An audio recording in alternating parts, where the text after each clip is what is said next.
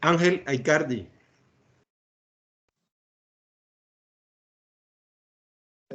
Presente, profe. ¿Ya? Ok, listo, Ángel. Javier Ballesteros. Presente, profe. Ok. Andrés Benavides. Presente, ingeniero. Ok. Arley Cadena. Presente, ingeniero. Arley, Sí, presente. no te vemos.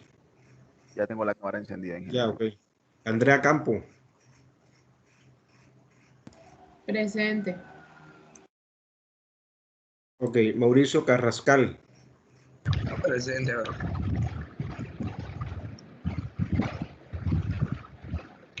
Ok. José Manuel Coronado. Presente, profe. 9. Ok.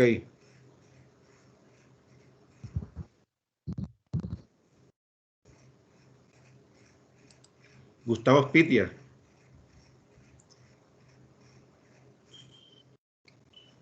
Presente, ingeniero.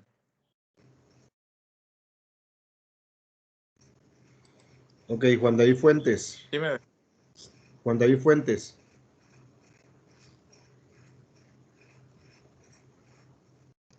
María Elvira Galvis. Presente, ingeniero.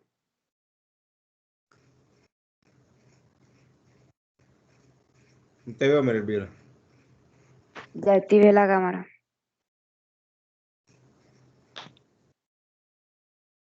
Ok. Roberto Gamarra.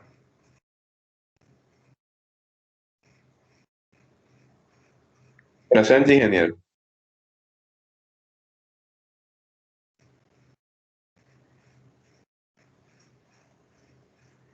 Roberto. Todavía no me ve, ingeniero.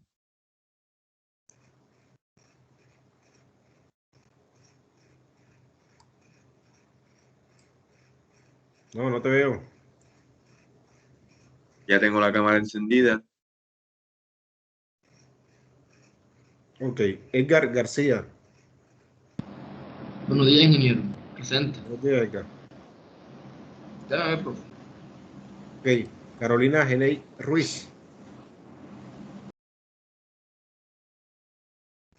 Carolina Genei. Gabriela Gómez. Gabriela Gómez. Jesús Guerra. Jesús Guerra. Eric Herrera. Presente, ingeniero. Ya me ve.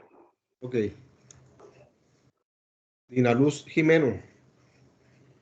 Presente. Ya me ve. No, Dina. Ya encendí la cámara. Ya. Ok, Camila Lozano.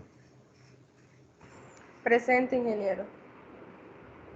Ya me ve. Ok, Robert Martínez.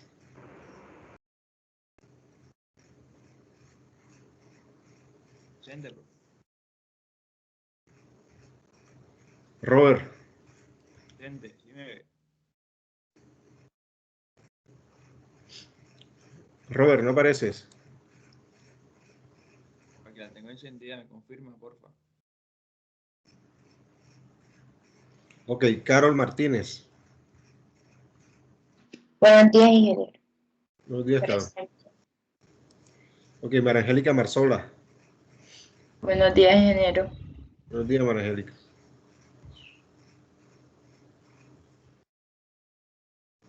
No te veo, María Angélica. Tengo la cámara encendida. Ok. Nada. Cristian Montes. Presente, ingeniero. Ok. Carlos Montes.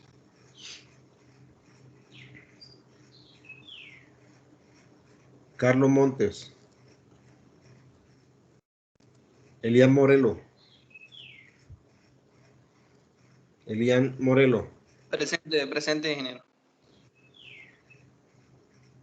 Ok, Elian. Adriana Narrala. Presente, ingeniero. Ok, Adri. Eduardo Negrete. Presente, ingeniero. Ok, María Guadalupe Ortiz. Presente, ingeniero. Miguel Osorio. Presente, ingeniero.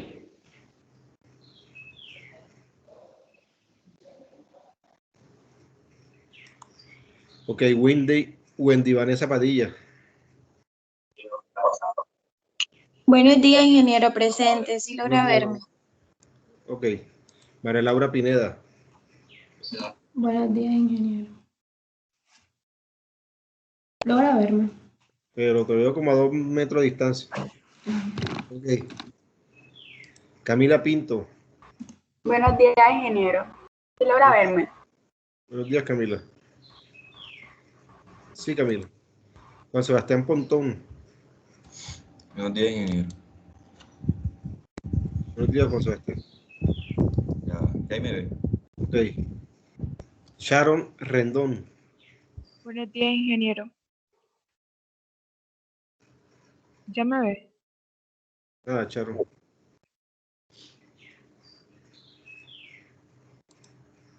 Sharon, nada. Nada.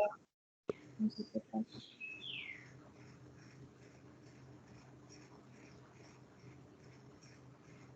¿Ya? Tengo la cámara encendida.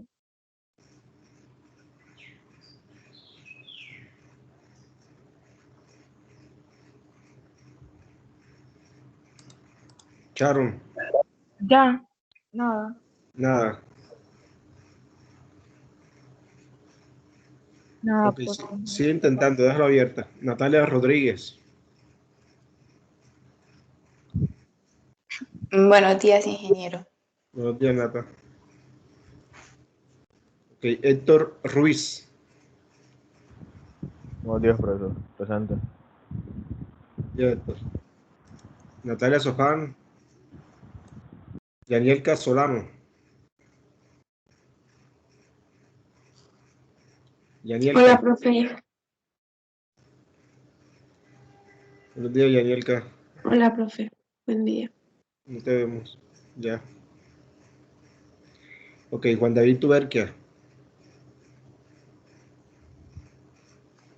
Juan David Tuberquia.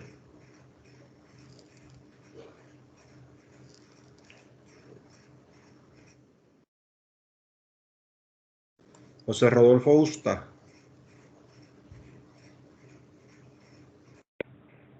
Buenos días, ingeniero. Usta. Ya, ingeniero. Ok. Valentina Valderrama. Buenos días, ingeniero. Presente. Buenos días, Valentina. ¿Por qué hasta ahora que apareces? Ay, profe, porque tuve un inconveniente. Y no pude entrar ni siquiera la primera semana de clase a la universidad. Sí, pero en la clase pasada te entraste y te saliste. ¿Yo? Sí, tú. ¿Yo, profe? Sí. Ahí te vi conectada al principio de clase y después te saliste. ¿Yo? Entonces, Me parece súper extraño, pero la verdad es que no. ponte al día, ¿me haces el favor? Bueno, sí, señor. Afortunadamente no hemos cogido nota. Ah, bueno. Daniela Llanes. Presente, profe. Presente. Ok, Dani. Gracias.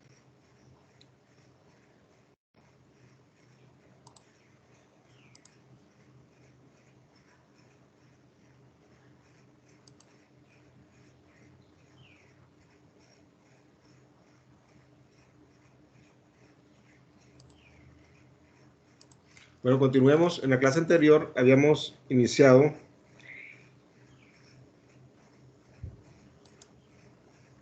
lo que era el desarrollo histórico o contexto histórico de los pavimentos y los diferentes tipos de pavimentos convencionales que existen. Dentro de esta tipología de pavimentos, principales tipos de pavimentos. De entre esos principales tipos de pavimentos tenemos los pavimentos flexibles y los pavimentos rígidos. Entonces, hay una cierta diferencia entre uno y otro. Tenemos que los pavimentos asfálticos, pues, tienen superficie en material de concreto asfáltico. Es un material que generalmente es de apariencia marrón o apariencia negra, es decir, es oscura. En contraste, los pavimentos rígidos, su superficie es en concreto hidráulico. Por ende, pues, la superficie es un poco más clara, con una tendencia a gris claro cuando está el pavimento nuevo, y tiende a ponerse un poquito más blanco cuando los pavimentos van envejeciendo. La distribución de carga en los pavimentos asfálticos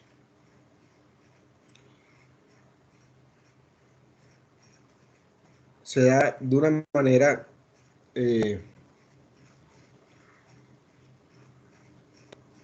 más puntual, llamémoslo así, porque la carga encuentra muy poca restricción en cuanto a materiales. Es decir, las capas de los pavimentos asfálticos tienen muy poco comportamiento estructural. Por ende, la carga que se transmite de los camiones a través de los ejes y de las llantas hacia la superficie o estructura del pavimento, que atraviesa a través del área de contacto de las ruedas sobre la superficie del pavimento, se da de una manera mucho más puntual. ¿Sí? ¿Por qué? Porque la superficie de la primera capa es una superficie que tiene una poca resistencia, que es el concreto asfáltico. ¿Ok? En contraste, los pavimentos rígidos presentan una distribución de esfuerzos o de carga en un área mucho más amplia. ¿Por qué? Porque la primera capa que se encuentran es una capa que es el concreto hidráulico, que es una capa que tiene una alta resistencia.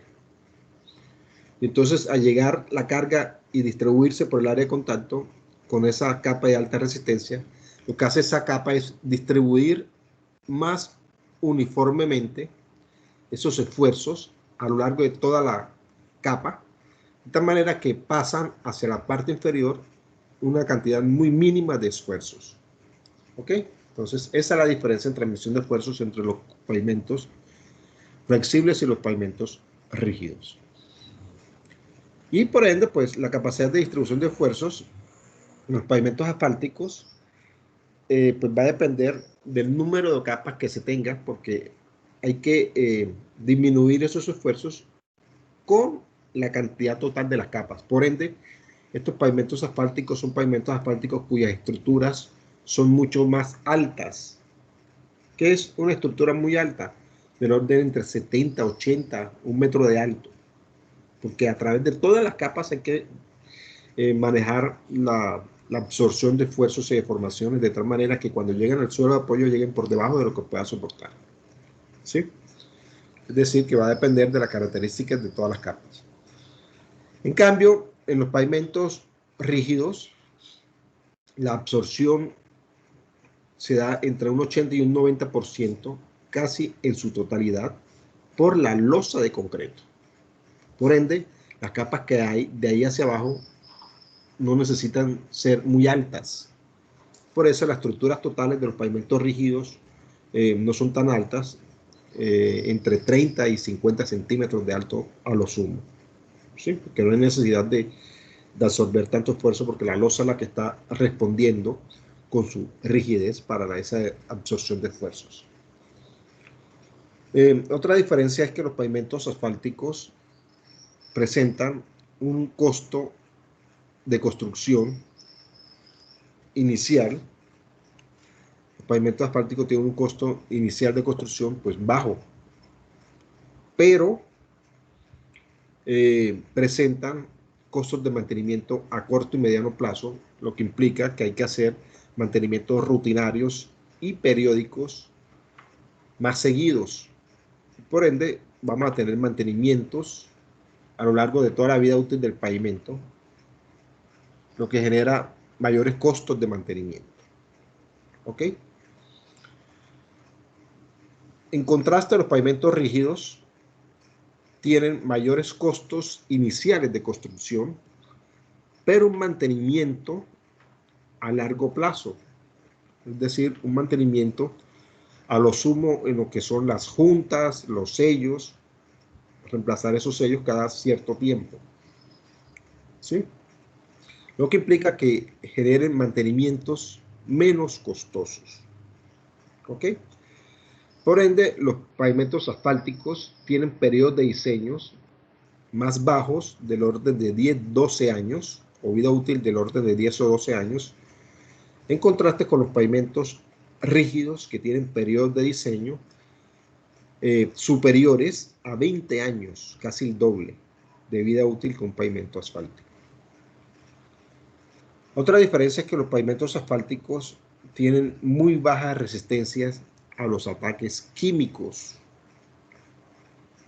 Por ejemplo, a un pavimento asfáltico, un carro va derramando aceite o va derramando ACPM, o un automóvil va derramando gasolina, y ese químico, esa gasolina o esa ACPM, interactúa con el asfalto, lo derrite y se genera un hueco. Igual sucede con los sulfatos, entre otros químicos que deterioran el concreto asfáltico. Por eso tienen menor resistencia también a los ataques químicos.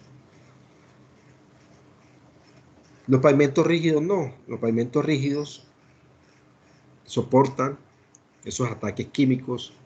Si le cae gasolina, pues soportan en la losa de concreto esos ataques químicos, excepto en las juntas que son en asfalto. Las juntas sí se deterioran. ¿Okay? Lo mismo sucede con el calor. Los pavimentos asfálticos son muy poco susceptibles, son bastante susceptibles a las altas temperaturas. ¿Sí? Y si le prenden algo en la superficie, pues se deteriora. Caso explícito sucede en las huelgas, por ejemplo, que taponan las vías aquí en Colombia y queman llantas. Y ahí donde queman llantas, pues se genera un hueco. El calor de las llantas deteriora la superficie del pavimento en concreto asfáltico. ¿Sí? En cambio, los pavimentos rígidos no. Los pavimentos rígidos al calor son bastante resistentes. Uno puede quemar una llanta encima y no le pasa absolutamente nada a la losa en concreto por su alta resistencia, a excepción, repito, de los sellos asfálticos de las juntas. Esas sí se dañan, ¿sí? Entonces, estas son las comparaciones o las diferencias entre un pavimento asfáltico y un pavimento rígido. Lo mismo sucede con los pavimentos para aeropuertos, vamos a llamarlas aeropistas, y los pavimentos que hacemos para carreteras. Hay una diferencia entre ellos. Para las pistas de los aeropuertos, pues vamos a tener menor número de repeticiones de carga, pues porque las repeticiones de carga se evalúan con aterrizajes y decolajes.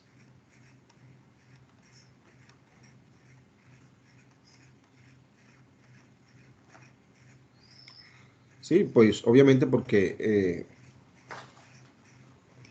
hay menos aviones en el aire que automóviles en la tierra. ¿Ok? Las carreteras pues se diseñan para vehículos y pues hay mayores números de repeticiones de carga porque hay mayores cantidades de vehículos. En cuanto a las presiones de inflado, pues obviamente las presiones de inflado de una llanta de un avión tienen mayores presiones de inflado porque hay mayor peso encima. En contraste a los pavimentos de las carreteras, pues se manejan menores presiones de inflado, pues, obviamente por la carga, y eso implica que en las en el análisis de los aeropuertos, pues vamos a tener mayores magnitudes de carga que la de las carreteras. Pues obviamente porque hay mayor peso en un avión que en un automóvil. En las pistas de los aeropuertos no se suelen presentar deterioros en los bordes de los pavimentos de concreto asfáltico. En las carreteras, ¿por qué? Porque los aviones, cuando están andando sobre las pistas, la tendencia es ir orientados hacia unas marcaciones y muy poco se acercan hacia los bordes de los pavimentos. En cambio, los pavimentos para carreteras, donde transitan automóviles, sí se presentan deterioros de gran importancia en los bordes, porque los automóviles pues no tienen restricción para moverse en los bordes de las bermas, en los bordes de los pavimentos asfálticos. Entonces, sí hay bastante deterioros. Por ende, pues al tener mayores presiones de inflado y de tener mayores cargas, que son los aviones, pues vamos a requerir mayores espesores en los concretos asfálticos y en la estructura del pavimento asfáltico. En contraste, en los pavimentos para carreteras, en donde circulan automóviles, pues los espesores que colocamos son menores. Por ende, de igual manera, la resistencia de los pavimentos en los aeropuertos que en las carreteras debe ser mayor. O los módulos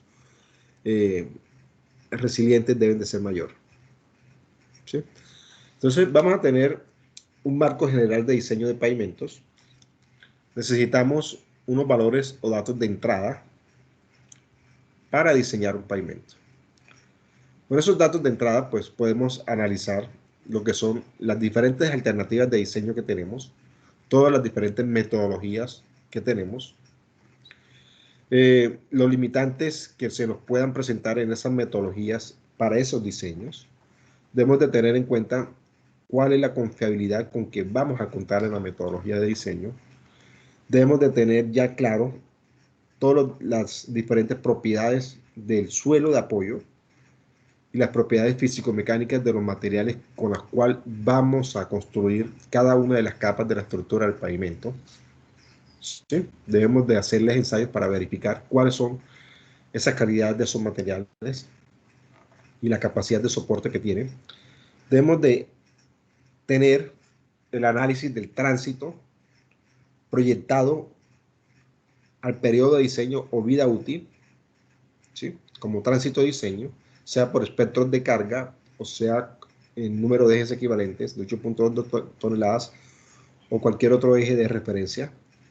Necesitamos conocer las condiciones climáticas y ambientales, entre ellos las dos principales variables, las precipitaciones y la temperatura media anual ponderada de la zona del proyecto a través de los registros históricos que podamos encontrar en las estaciones pluviométricas o en las informaciones del IDEAM, al menos en las 3 estaciones más cercanas a la zona de influencia del proyecto. Necesitamos conocer los precios de los materiales, de las manos de obra, de los equipos y maquinaria y los rendimientos de ellos para poder realizar los análisis de precios unitarios y determinar el costo de construcción de ese pavimento. ¿Ok? Son obviamente costos en la zona del proyecto, costos de los materiales en la zona del proyecto. Y hay otros tipos de datos que necesitamos saber, sobre todo cuáles son los principales deterioros que se manejan en esa tipología de pavimentos, en esas condiciones de la zona del proyecto. Con base en eso, pues, determinamos un método de diseño, ¿sí? O nos casamos con un método de diseño determinado.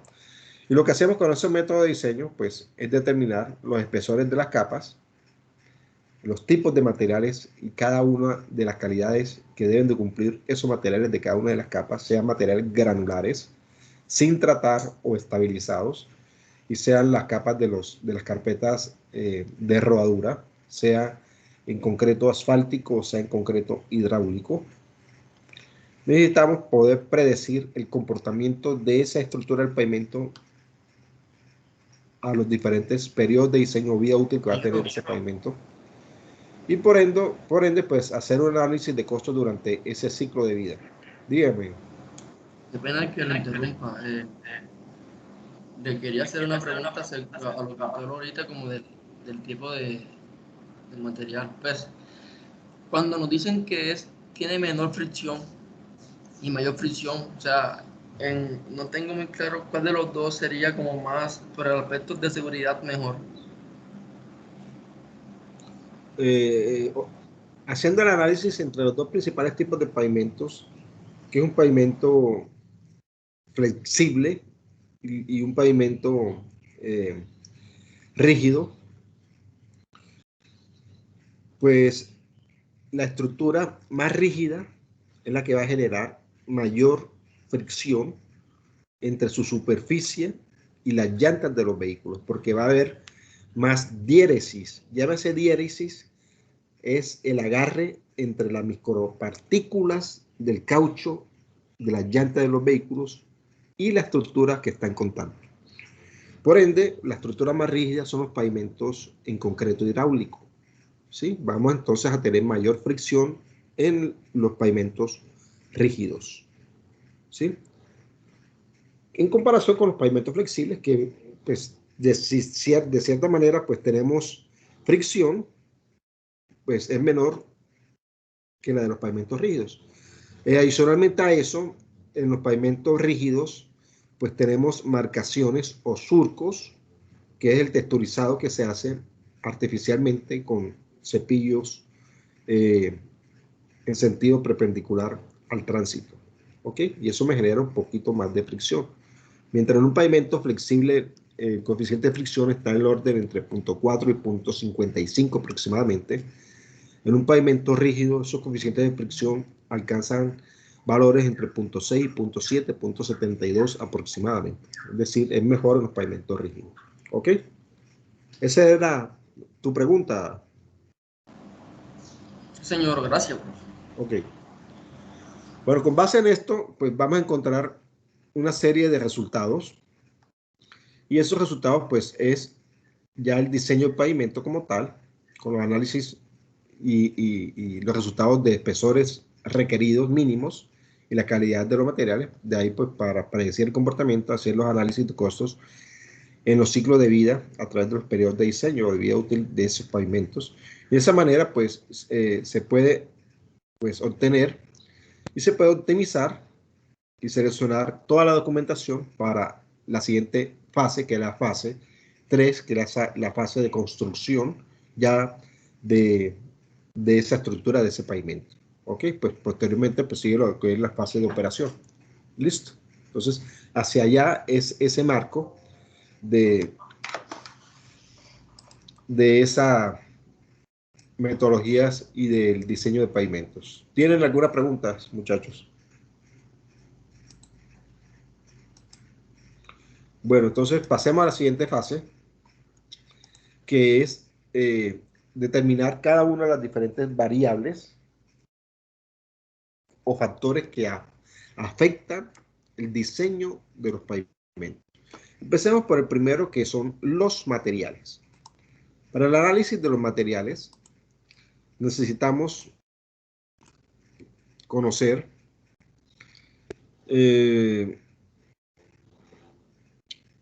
cuáles son los materiales que van a contemplar la estructura del pavimento, cada una de las capas. Empecemos por la primera, que son los materiales granulares. Posteriormente pasamos al suelo de apoyo, que es la subrasante, y ya después pues nos ingresamos ya en las capas de concretos asfálticos o concretos hidráulicos. Iniciemos con los materiales granulares. Recordemos que los materiales granulares, en el caso, por ejemplo, para pavimentos rígidos, solamente es subbases, y en el caso de los pavimentos flexibles ya tenemos dos capas, una capa de subbase granular y otra capa de base granular. Entonces, analicemos cuáles son esas características que deben de tener esos materiales para poder utilizarse como base y subbase en las estructuras de los pavimentos. Entonces, cuando hablamos de eso, debemos de analizar cuál debe ser la caracterización de los materiales para la construcción de esos pavimentos de los materiales granulares. Entonces, todo material que se utilice para la construcción de pavimentos debe ser caracterizado para evaluar sus propiedades. ¿Para qué nosotros analizamos las propiedades que debe tener ese material? Pues para poder determinar si ese material es idóneo o no para ser útil en el diseño de la estructura del pavimento y ser útil en el funcionamiento de esa capa. Entonces hay que primero determinar las características para determinar si es idóneo o no. ¿Cómo sabemos nosotros si ese material es idóneo?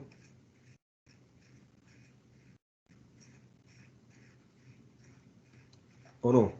Pues realizándole a ese material una serie de ensayos de laboratorio. ¿Sí? Y con los resultados de esos ensayos de laboratorio podemos determinar, hombre, el material si sirve o no sirve. Y lo que hacen esos ensayos es, pues, los diferentes tipos de ensayos que le realizamos, es poder medir las propiedades físico-mecánicas o las características físicas y mecánicas de esos materiales para poderlas utilizar en la construcción de los pavimentos. ¿Ok? Entonces, después de obtener esos resultados de esos ensayos de laboratorio, ¿cómo nos damos cuenta si es idóneo o no? Pues comparándola con unas normas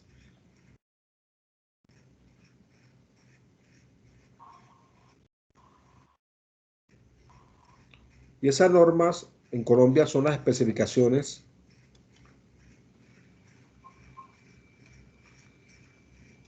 técnicas de construcción de carreteras del INVIAS. ¿Ok?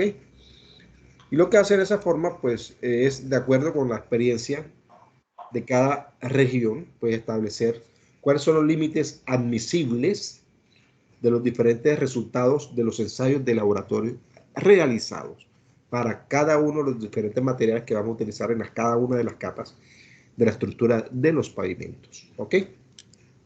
Entonces, la caracterización para los diseños de pavimento, pues, ya sabemos que es poder establecer las respuestas a través de ensayos del comportamiento de las capas y analizar cómo es esa respuesta en cuanto a los esfuerzos, cómo es esa respuesta en cuanto a las deformaciones, y poder determinar con la utilización de diferentes módulos y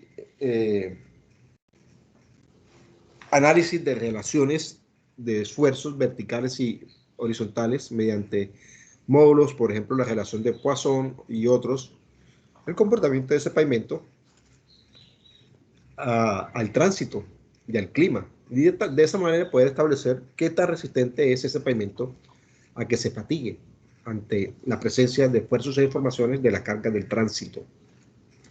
Entonces recordemos que la base granular, pues es la capa que se encuentra, hablando dentro de un pavimento rígido, es la que se encuentra entre la subbase granular y el concreto asfáltico.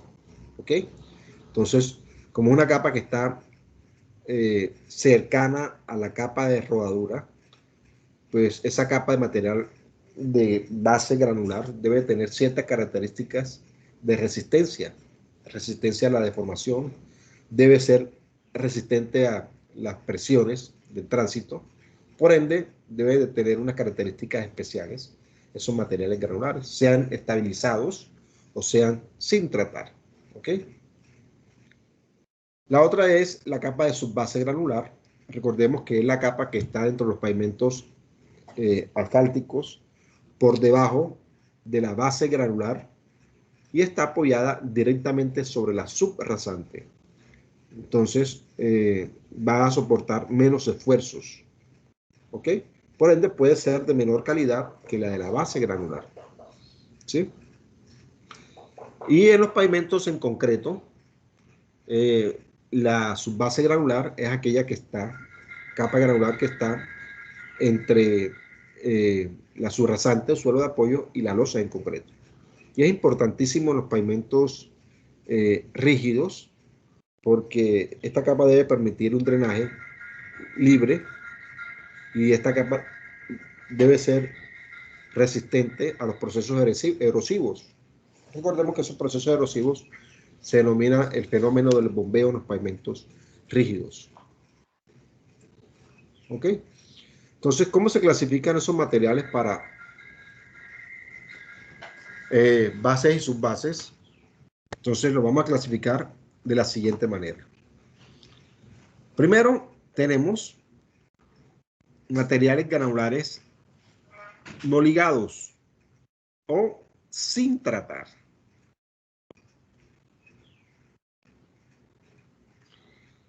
No es sino aquellos materiales que están compuestos de partículas de agregados pétreos, gruesos y finos, con suelo natural o suelo común, que son partículas más finas.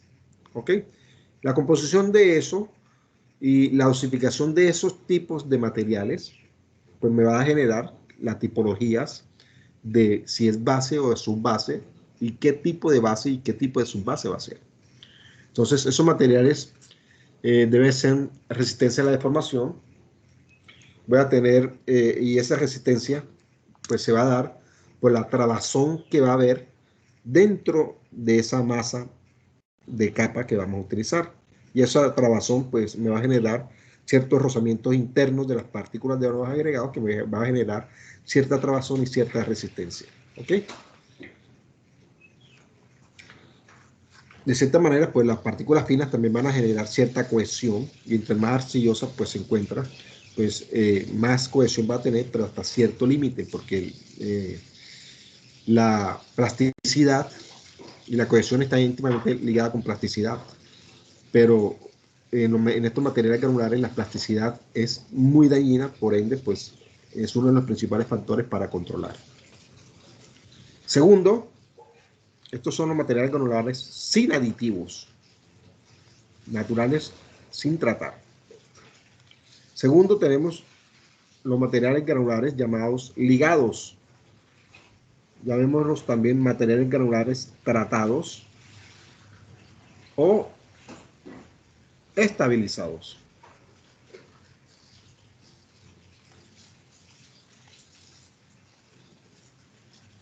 ¿Ok? Estos materiales granulares estabilizados son aquellos materiales granulares que se mezclan con la adición de un aditivo, que generalmente es un aditivo que me genera una reacción química entre el suelo y el agregado con el producto adicionado. Dentro de esto encontramos estabilizaciones con cemento, estabilizaciones con cal, estabilizaciones con asfalto, estabilizaciones, por ejemplo, con químicos, con sulfuros, etcétera, entre otros. Estos aditivos que les agrego al suelo, mezclado de agregados pétreos con material común, va a haber una reacción química. Esa reacción química lo que hace es modificarme ese suelo. ¿Ok? Y pues obviamente me va a generar cambios físicos y químicos que me van a mejorar de cierta manera ese suelo, me va a mejorar la resistencia de ese suelo, y por ende pues me va a elevar su rigidez, y por ende pues me va a mejorar la capacidad de soporte de ese suelo. ¿Ok? Otros me va a generar más resistencia a la humedad, me va a generar mayor impermeabilidad en esas capas, va a disminuir la plasticidad, etc. Entonces hay diferentes tipos de aditivos que me mejoran esas condiciones, y normalmente es mejora, ¿ok? O sea, mejorar las propiedades físico-mecánicas de esos suelos. El tercer grupo de materiales de base y subbase son los llamados materiales granulares marginales. Son aquellos materiales en los cuales se le echa o se le incorpora un elemento que no reacciona químicamente con el suelo, pero que me logra, por lo menos dentro del punto de vista de trabazón, generar una mejora en las propiedades de los suelos. ¿Ok? Entre esto encontramos, por ejemplo, las escorias de altos hornos, las limaduras de acero, las grapas, las cenizas volcánicas, las cascarillas de arroz, lo que es las escorias de níquel, ¿sí? Desechos de metales, que si bien no reaccionan físicamente con el suelo, por experiencia se sabe que me mejoran las propiedades del suelo, básicamente en cuanto a rigidez. Pero no hay ninguna norma ni especificación técnica que me controle o que me genere uso de estos materiales mezclados con suelo. ¿Ok? Entonces, pero se sabe por experiencia que funcionan. Esos son los llamados materiales granulares marginales. ¿Ok? Entonces tenemos tres grupos: los sin tratar o no ligados, los ligados o estabilizados y los marginales. Ok, entonces, ¿dónde obtenemos esos materiales? Esos materiales los obtenemos de las canteras. Podemos explotar esos materiales de los depósitos aluviales también, de los ríos, quebradas, etc. Yo de una cantera, excavo una cantera y ese material que se excava directamente no me va a servir de una vez como subbase o me va a servir de una vez como base. No. Ese material que yo saque de las canteras, tengo que clasificarlo y mezclarlo y fabricar o preparar material para base y material para subbase. ¿Ok? Lo mismo de depósito aluvial. ¿Qué diferencia encuentro entre los materiales de cantera y los materiales de depósitos aluviales? Que los materiales de cantera en nuestro medio, pues básicamente son materiales de calizas que sufren un proceso de trituración, lo que me genera altísimos caras fracturadas, ¿ok? O angularidades en los agregados. Y eso me va a generar una mejor trabazón entre los materiales o agregados pétreos dentro de la masa de material granular a utilizar como base o subbase. Y eso me va a aumentar la resistencia. ¿Ok? Pero comparándolo con los agregados de depósitos aluviales, que son los que nosotros conocemos como cantos o rodados, o en nuestro medio lo que es la llamada o famosa piedra china. ¿Sí? Son materiales que se forman por el arrastres a través de los lechos de los ríos y quebradas, y de cierta manera tienen formas redondeadas, que por ende, al ser redondeadas, no tienen caras fracturadas, no tienen angularidades, y no me va a generar trabazón en una masa, ¿ok? O en un conjunto. Sí, pero internamente tienen mejor resistencia que la de los materiales producto de las canteras. Entonces, sería una buena combinación entre materiales de cantera y materiales aluviales, o en su defecto, estos materiales granulares, pues, llevarlos a un proceso de trituración. ¿Ok? Pero lo que normalmente se hace es mezclar estos diferentes tipos de suelos. Listo, entonces estos materiales deben de cumplir ciertas características. La primera de ellas es, hay que determinar lo que es la estabilidad y la densidad de esos materiales granulares. Entonces, obviamente, la estabilidad y densidad de los materiales granulares pues, va a depender de la distribución granulométrica que vamos a tener de esas partículas. ¿Ok? Y esa distribución granulométrica, pues, es qué tantos tamaños dentro de la franja granulométrica vamos a encontrar. ¿Sí? A mayor distribución granulométrica, menor porcentaje de vacíos, mayor resistencia. Y de ella, pues, también esa resistencia va a verse afectada principalmente por la forma de las partículas por la densidad relativa, por la fricción interna de los agregados y la cohesión del material común que está dentro de la masa. ¿Ok? Entonces, un material granular diseñado para que tenga una adecuada o máxima estabilidad debe tener una mayor fricción interna, mayor punto de contactos, por ende mayor exigencia de angularidades de sus agregados pétreos para poder resistir las cargas del tránsito. ¿Ok?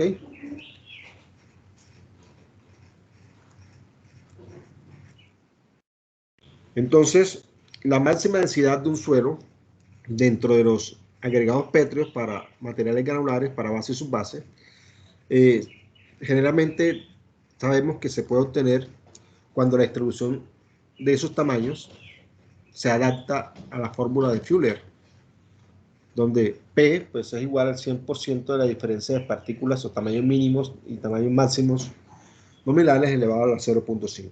¿Sí? ¿Ok? De igual manera, pues, la proporción de pasado 100, que son los materiales finos, pues, permite alcanzar una mayor estabilidad cuando pues, es inferior a la requerida para esa misma máxima estabilidad. Entonces, hay unos estados físicos de los tipos de granulometrías que vamos a encontrar dentro de esos materiales granulares. La primera de ellas es la granulometría llamada granulometría uniforme. Es cuando tenemos una distribución granulométrica de unos tamaños gruesos que tengan solamente ciertos tamaños dentro de la franja granulométrica, ¿sí? Con disminución considerable de fracción fina, es decir, de pasadocientos. Entonces, de esta manera, pues vamos a tener una masa de suelo con puntos de fricción mínimos, con pocos puntos de contacto, con pobre trabazón, con mayores porcentajes de vacíos y por ende pues vamos a tener mayor permeabilidad del material y menor resistencia del material. Tenemos la gradación discontinua, que es aquella gradación que solamente tenemos ciertos tamaños de agregados gruesos con ciertos contenidos de pasadocientos y esos contenidos de pasadocientos pues me va a generar una cierta cohesión y por ende una mejor trabazón y una mejor pega, ¿sí? Pero voy a tener de igual manera mayores porcentajes de vacíos y de esa manera pues la permeabilidad se me va a ver afectada drásticamente. ¿Ok? Vamos a tener entonces una resistencia de cierta manera de calidad mediana. Y 3, tenemos la gradación buena, que es cuando tenemos dentro de la franja granulométrica todos los tamaños, desde el más grueso, agregado pétreo, hasta el más fino. Es decir, tenemos una buena distribución granulométrica. Y al tener una buena distribución granulométrica, inclusive pasadocientos, que me genera cohesión dentro de la masa, voy a tener menor porcentaje de vacíos, voy a tener menor permeabilidad, voy a tener mayor fricción interna, mayor trabazón, mayor punto de contacto de los agregados pétreos y por ende mayor resistencia, mayor densificación y mayor rigidez en la masa del suelo. Y esta sería la gradación adecuada para materiales de base y subbase. ¿Ok? Entonces hay una variación desde el punto de vista de suelos, de la densidad y con la capacidad de soporte en función de la cantidad de material fino. ¿Ok? Entonces hasta cierta cantidad de material fino, pues vamos a tener una capacidad máxima de soporte de ese material fino. ¿Ok? Pero al seguir aumentando sus materiales finos, pues la capacidad de soporte se va a ver afectada considerablemente Y la densidad, pues, va a mejorar un poquito, pero hasta cierto punto también va a disminuirse en función de esa cantidad de material fino. Entonces, ¿cuáles son las propiedades que deben de cumplir esos materiales para poder ser utilizados como materiales de base y subbase? El primero de todos es la angularidad. Los materiales de agregados pétreos para ser utilizados como base y subbase deben de ser angulares, ¿ok? Es decir, deben de haber, por lo menos, haber tenido un proceso de trituración o en su defecto ser angulares, ¿ya? No ser materiales redondeados. Por ejemplo, los cantos rodados no se aceptan a no ser que sean partidos por un proceso de trituración, ¿ya? Entonces, se suele utilizar partículas trituradas para poder mejorar esa angularidad, ¿ok? Para ello, pues, se hace un ensayo que es el ensayo de porcentaje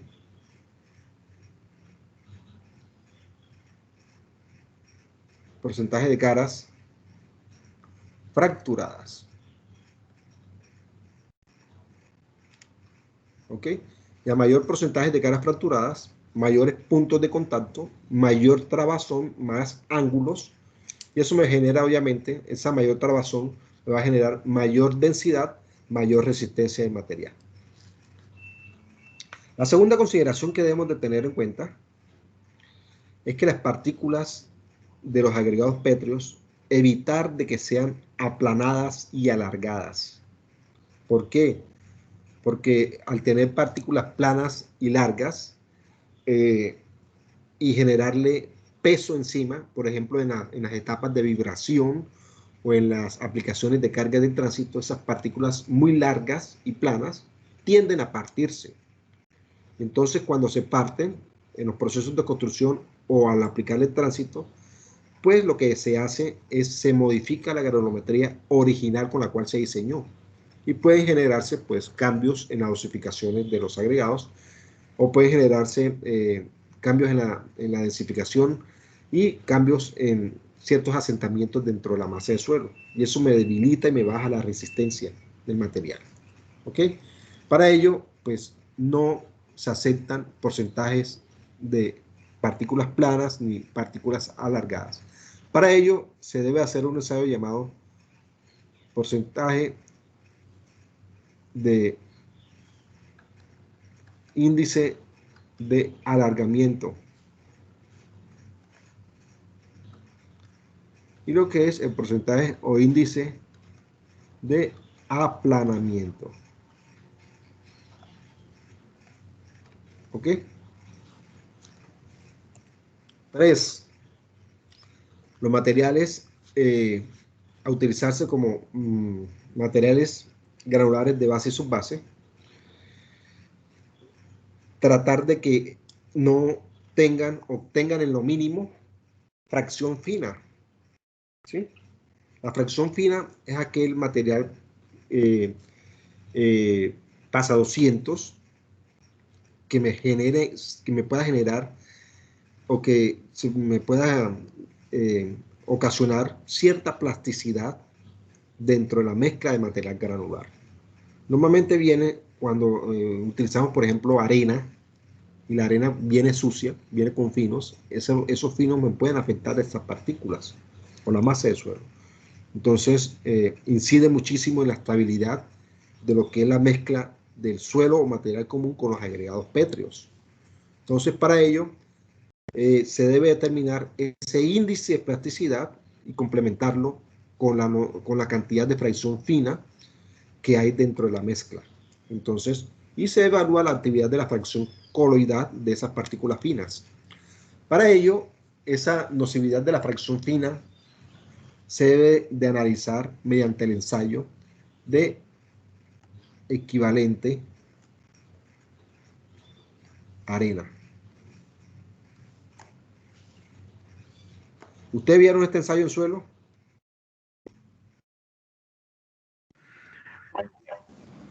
¿Mm? Yo no, ingeniero. Hoy. Yo tampoco. Ok. Listo. La otra propiedad que se debe analizar es la propiedad de la tenacidad. La tenacidad es qué tan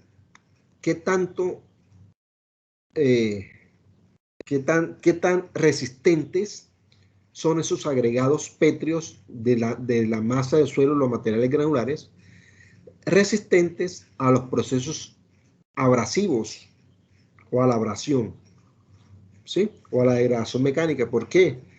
Porque estas capas de materiales granulares suele darse acceso provisional al tránsito sobre ellas, y las ruedas de los vehículos generan un efecto, unos esfuerzos tangenciales por el movimiento circular de las ruedas, que me genera cierto proceso de abrasión sobre las partículas o sobre los agregados pétreos, ¿sí? Entonces hay una abrasión mecánica de esa manera, que es la que más se representa. Entonces para ello hay que analizar esta propiedad de tenacidad. Entonces, de cierta manera, pues para prevenir también la formación de finos que me pueda generarse a través del desgaste de esas partículas y me pueda cambiar la granulometría original que tengo yo de la mezcla de materiales granulares. Para ello hay que determinar la resistencia a la abrasión mediante un ensayo que es porcentaje de desgaste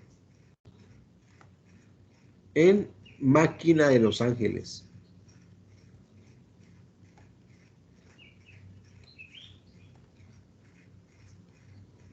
¿Ok? O abrasión en máquina micro Deval. ¿Sí? Entonces, lo que hace estos ensayos es, mediante la implementación de unas partículas o esferas metálicas que se hacen incorporar dentro de un tambor y que interactúan con una masa de suelo que es la muestra del ensayo, me generan un desgaste interno por movimiento circular que me desgasta esas partículas. Y las partículas pues sufren proceso de abrasión por esa fricción interna, por golpe y por abrasión.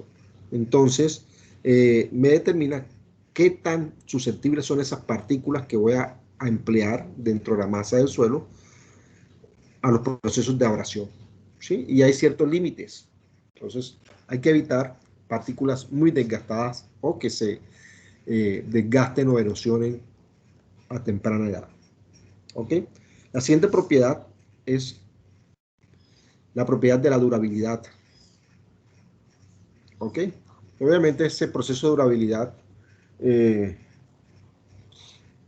es evaluar los agregados pétreos, qué tan susceptibles son a que se desgasten por la presencia de agentes climáticos. ¿Ok? En pocas palabras, cuando cae la lluvia o cuando hay agua de escorrentía sobre estos materiales granulares, esas aguas lluvias o esas aguas de escorrentías pueden traer sulfatos o sulfuros, ¿sí? Sea que la lluvia la recoja a través del aire o sea que el agua de escorrentía la recoja a través del proceso de arrastre, ¿sí? Sulfaros o sulfutos, es decir, ciertos agentes químicos que me puedan afectar esos agregados pétreos. Entonces, lo que se hace con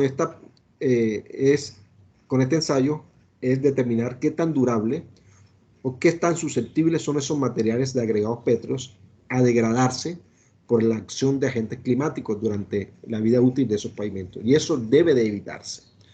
Para ello, pues se debe de analizar esta durabilidad a través del ensayo de solidez.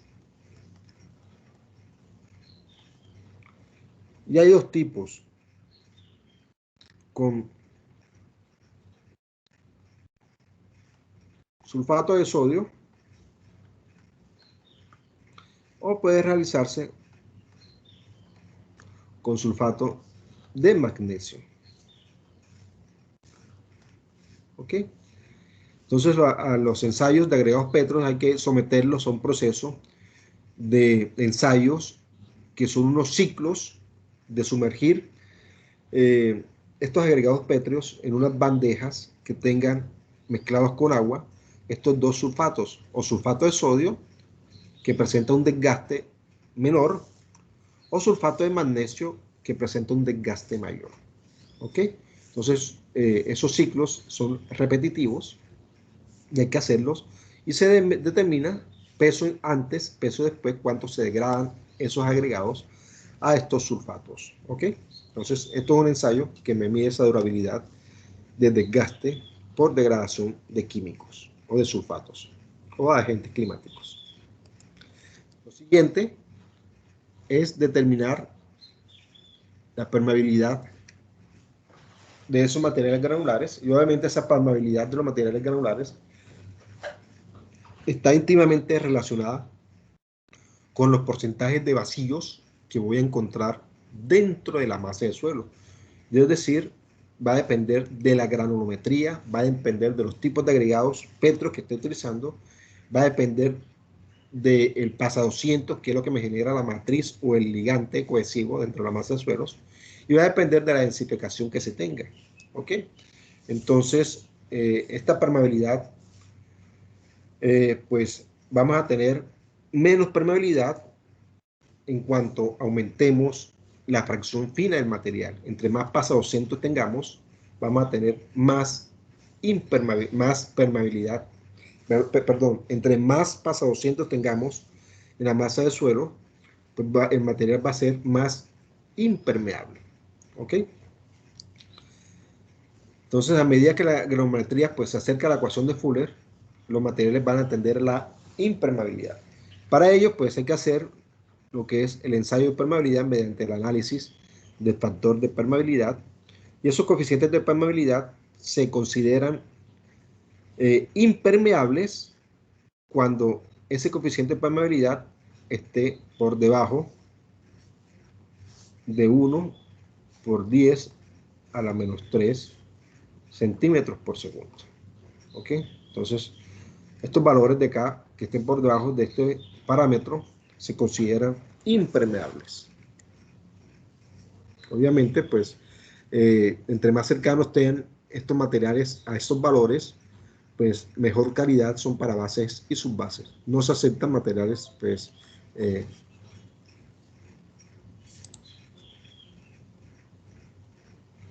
mejor se aceptan materiales que sean permeables.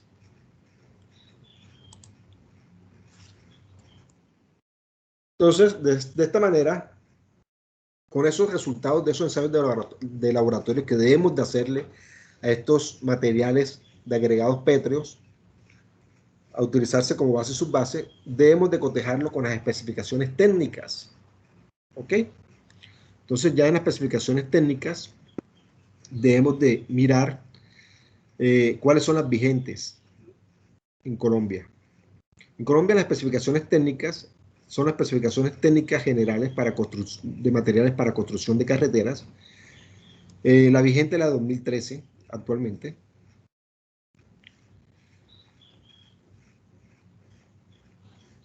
Para la subbase,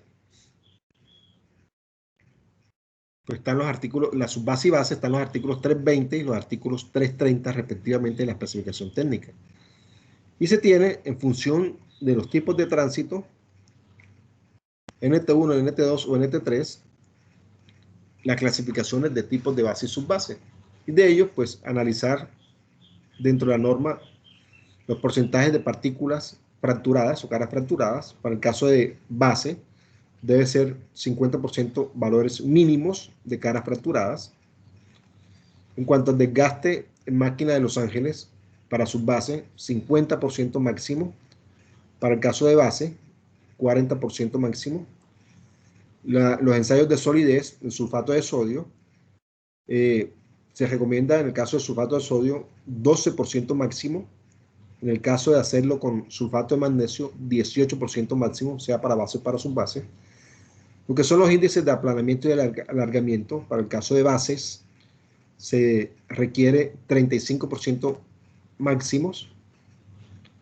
En los ensayos de capacidad de soporte en Californian Bearing Ratio o CBR, para el caso de bases se requiere 80% mínimo o 90% en el caso de NT3, y para subbases 40% mínimo en el caso de NT3 o 30% en el caso de tránsito medio o bajo. Los índices de plasticidad, máximo para el caso de subbases 6%. ¿Ok? Para el caso de bases, los materiales deben de ser no plásticos, a excepción de que si se tiene un tránsito liviano, se puede generar una holgura hasta un 3% máximo de ese índice de plasticidad. ¿Ok?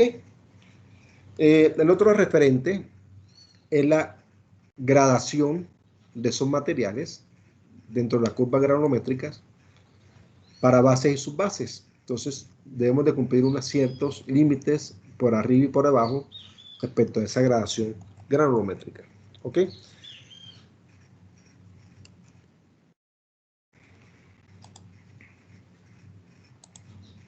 ¿Tienen preguntas en cuanto a estos ensayos de laboratorio que hay que cumplir?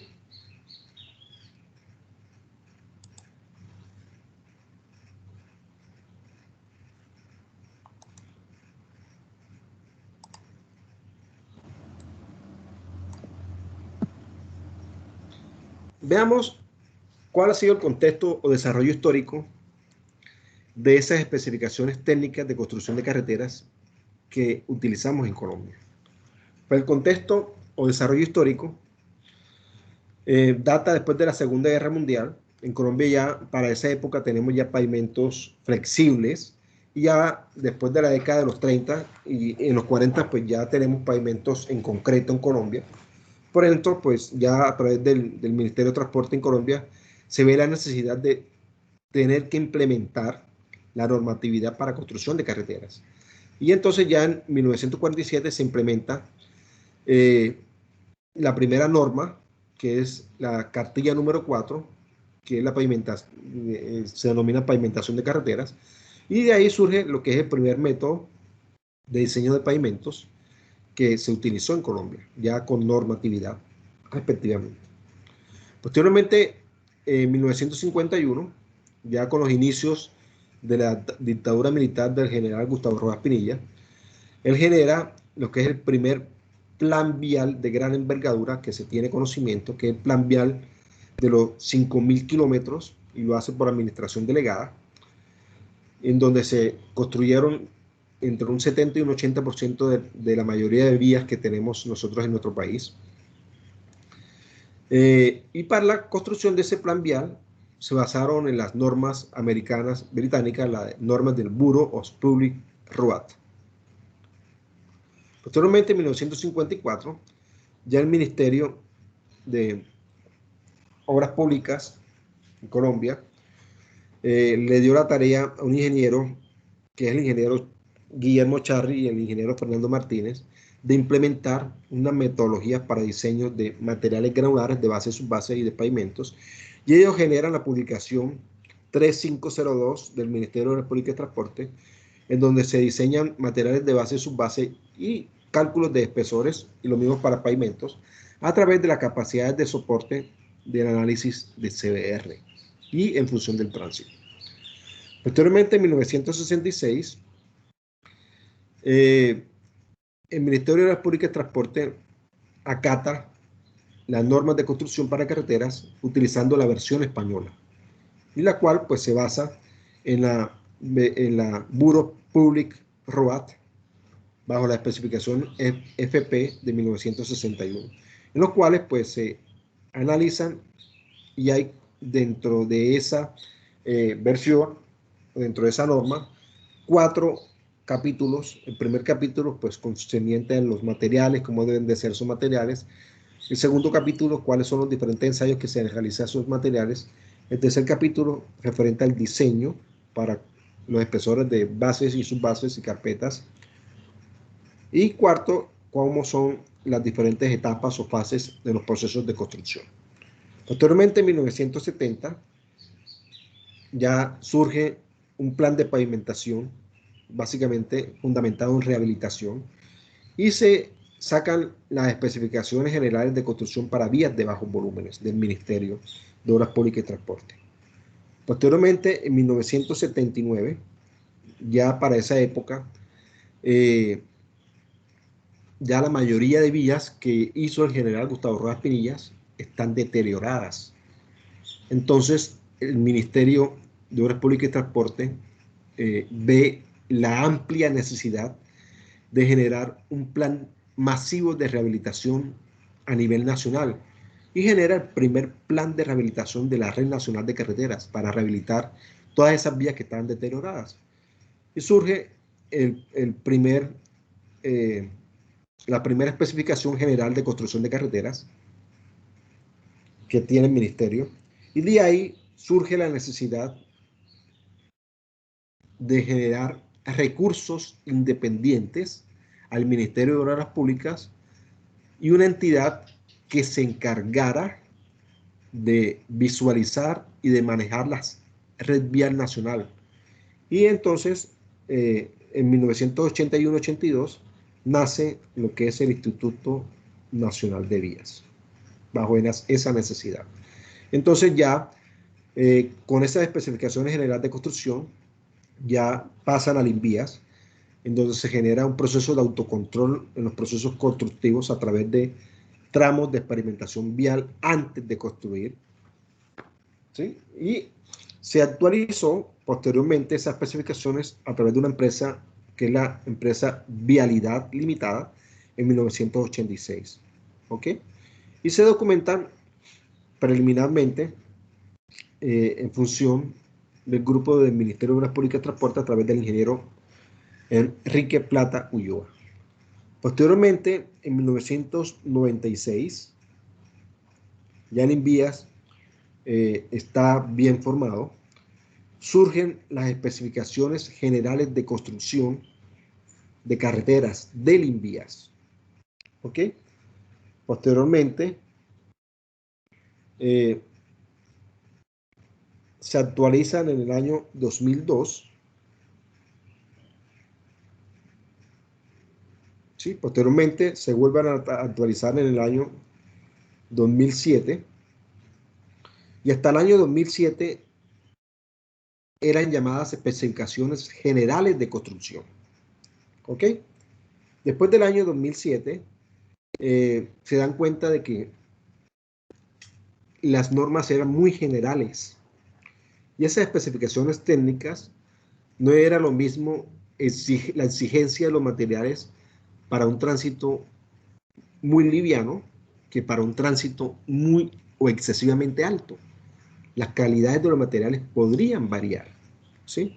Entonces, bajo esa exigencia y después de la experiencia obtenida en los tramos viales del Transmilenio, con relleno, en concreto hidráulicos, que se deterioraron muy rápidamente, entonces hubo la necesidad de independizar las especificaciones generales de construcción en función de 3 niveles de tránsito. Y de ahí surgen las clasificaciones NT1, NT2, NT3 o tránsito liviano, medios y altos.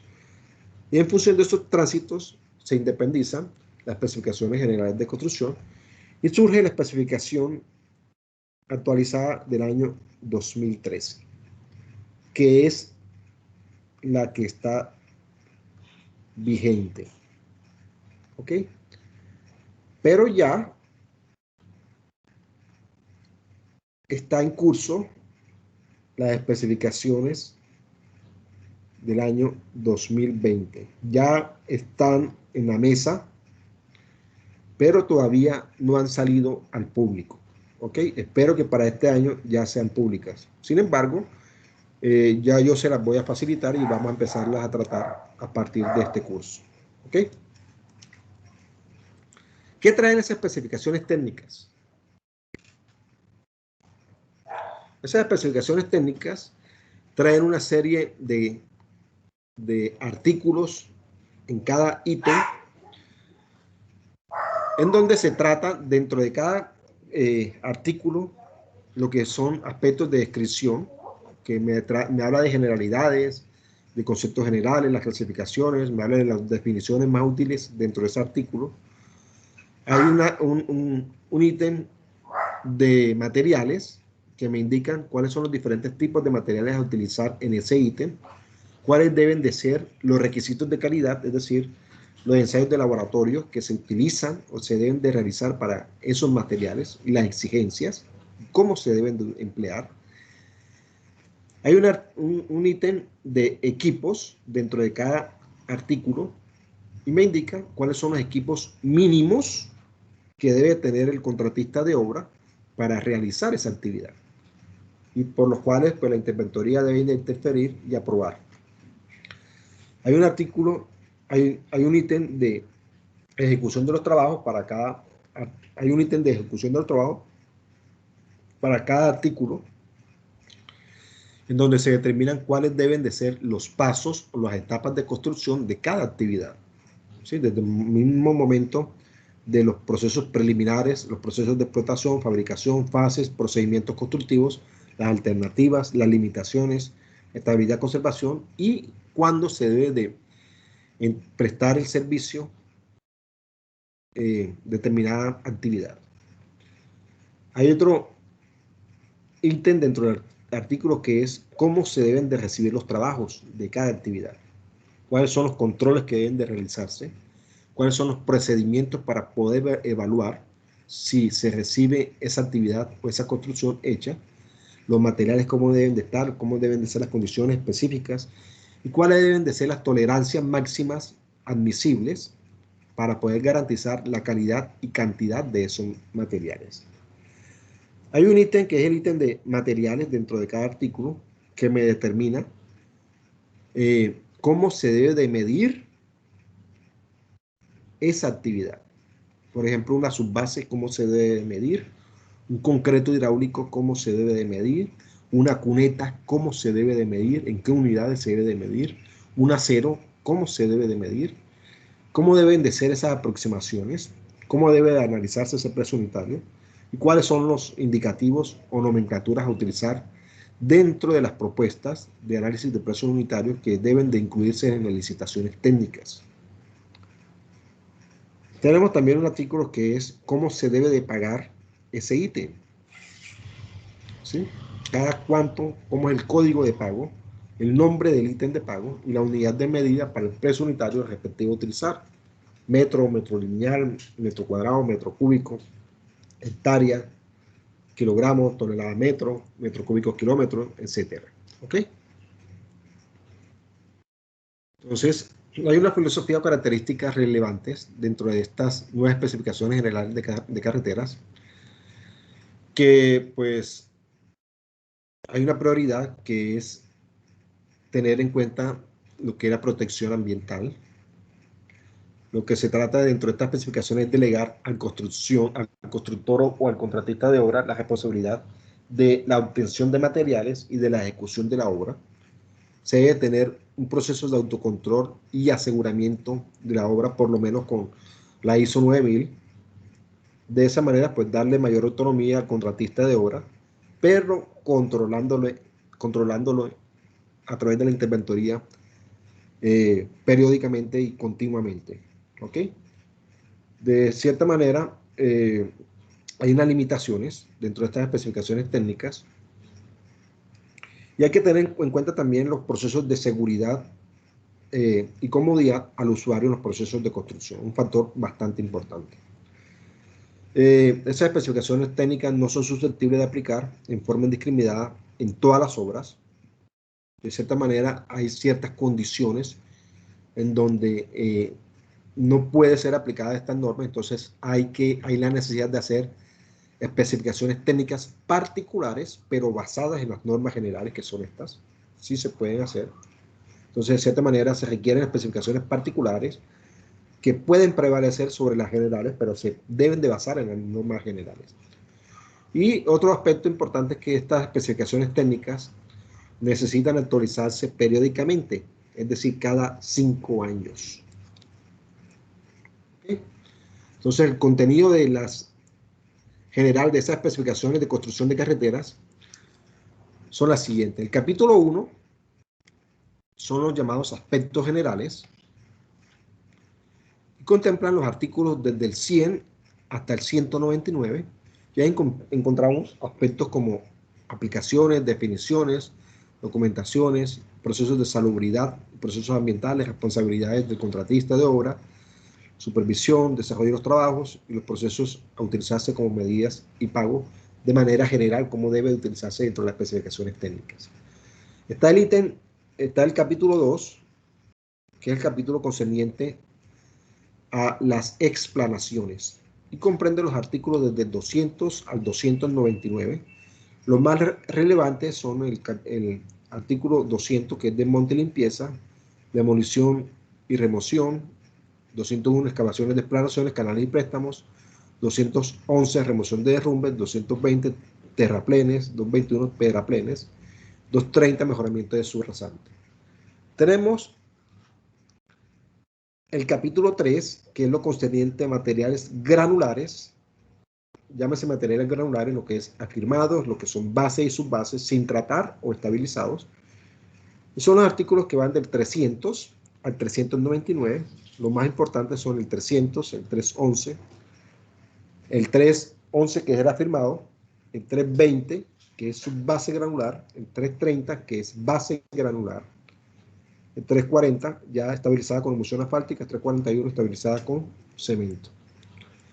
Está el capítulo 4, concerniente a pavimentos flexibles o pavimentos asfálticos. Esos son los artículos del 400 al 499. Ahí encontramos, por ejemplo, imposiciones generales, la 4 de cemento asfáltico, emulsión asfáltica, aditivos, excavaciones para reparación de pavimentos existentes, lo que son las imprimaciones, el riego de liga, tratamientos superficiales simples y dobles, lo que son sellos de arena, lechadas asfálticas y los diferentes tipos de mezclas, de mezcla densa en frío, mezcla abierta en fríos, y lo que es el concreto asfáltico, que son las mezclas continuas en caliente o mezclas densas en caliente, que son las de mayor importancia. Están las mezclas abiertas, fresados y los respectivos reciclados de pavimentos asfálticos. Está el capítulo 5, que es lo concerniente a los pavimentos rígidos o pavimentos en concreto, que son los ítems del 500 al 599. Y tenemos los artículos 500, que es el pavimento hidráulico, ojo. Artículo 500, que son los pavimentos de concreto hidráulico, y el 510, que son los pavimentos articulados o en adoquín de concreto. Están el capítulo 6, que es lo referente a estructuras y drenajes, que son los artículos del 600 al 699. Y tenemos todo lo concerniente a elementos de estructuras y drenajes, desde rellenos, pilotajes, destacados, lo del concretos para las obras, lechadas, barandas de concreto, aceros, sea de refuerzo, reforzados, los apoyos de puentes, estructuras de acero, todas las diferentes tipologías de tubería, desde concreto simple, reforzado, metálicas, los disipadores de energía, sedimentadores, cunetas, en concreto, bordillos, filtros, tierra armada, gaviones, muros de contención, etc.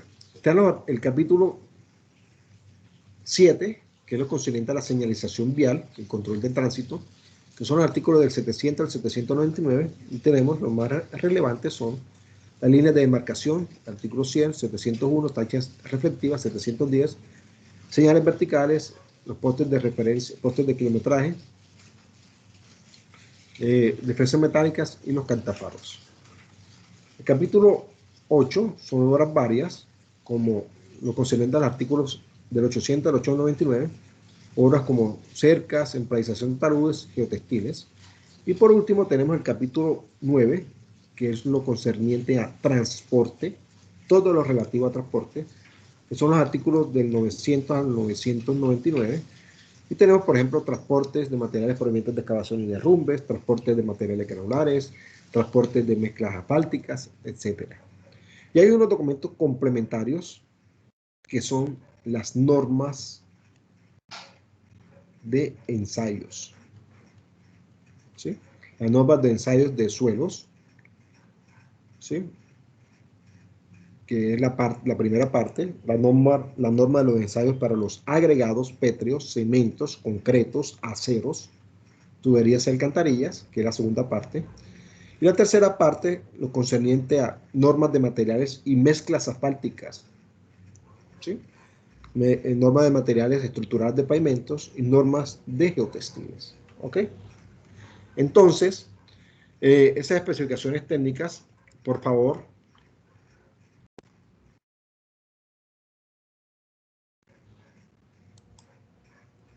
hay que ir a la página web del INVIAS.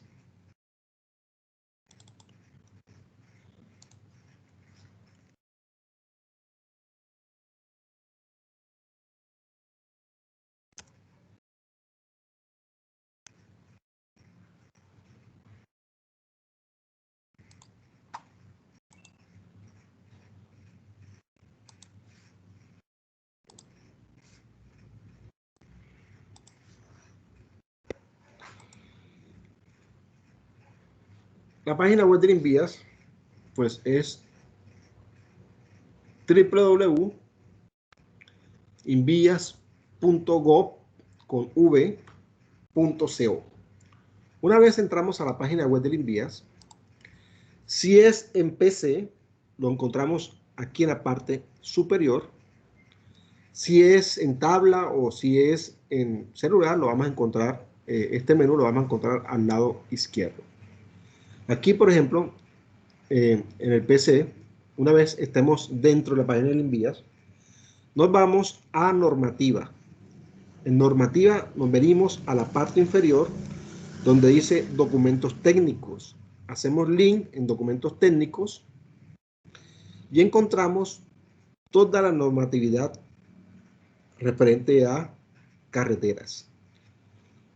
¿Ok? Entonces, ¿qué van a bajarse inicialmente? Aquí encontramos las especificaciones generales de construcción de carreteras y normas de ensayos de laboratorio. ¿Ok? Entonces, hacemos link ahí.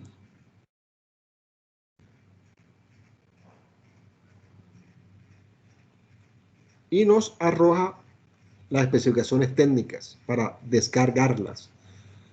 Hay dos versiones, versión multimedia, en el caso de utilizarlos en PC, o versión en PDF. ¿Ok? Entonces pueden descargarse cualquiera de las dos. Le hacen link, PDF, y bajan las especificaciones técnicas. Y dentro de ese paquete vienen las especificaciones técnicas y vienen las normas de ensayos de laboratorio. ¿Ok? De igual manera, bájense en la fe de ratas, porque hay unas normas que se corrigieron, que están dentro de la fe de ratas. ¿Ok? Entonces, para la próxima clase, deben de tener esas normas y especificaciones técnicas.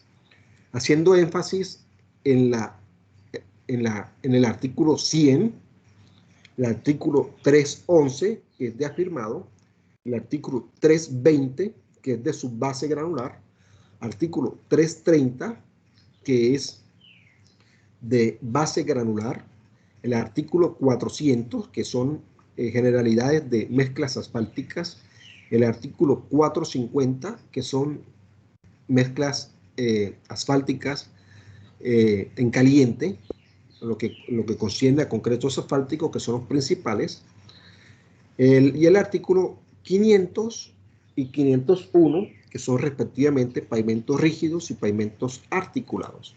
Eso quiero que lo saquen aparte, y todas las tablas me las extraigan de esas especificaciones técnicas y las tengan organizadas. ¿Por qué? Porque vamos a empezar a utilizarlas y no quiero que estén en clase buscando dentro de las especificaciones técnicas, sino que las tengan a la mano. ¿Ok? Y si las tienen impresas, mucho mejor. Ahora sí estabas prestando atención. ¿Ya? Escúchate el video y sabes qué fue lo que dije. Listo. Repito, artículo 100, artículo 311, 320, 330, artículo 400, artículo 450, artículo 500 y artículo 510. ¿Ok? Entonces, bájense eso y organicen esas especificaciones técnicas e impriman las tablas de esas especificaciones técnicas, que es lo que vamos a utilizar. ¿Para qué le digo eso? Hombre, porque si están en un quiz o están en un taller y entonces tienen que entrar al manual de especificación, van a perder tiempo. En cambio, si lo tienen organizado y mucho mejor, si las tienen impresas, van a la fija. ¿Ok? Entonces pierden menos tiempo de esa manera. ¿Me escucharon? Sí, ingeniero, claramente.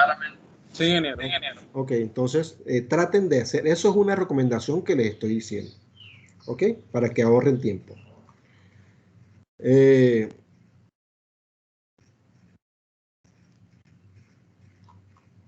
Bueno, no les quito más tiempo, dejemos por el momento ahí. Feliz día y muchas gracias. Listo, ingeniero, gracias. Listo, ingeniero.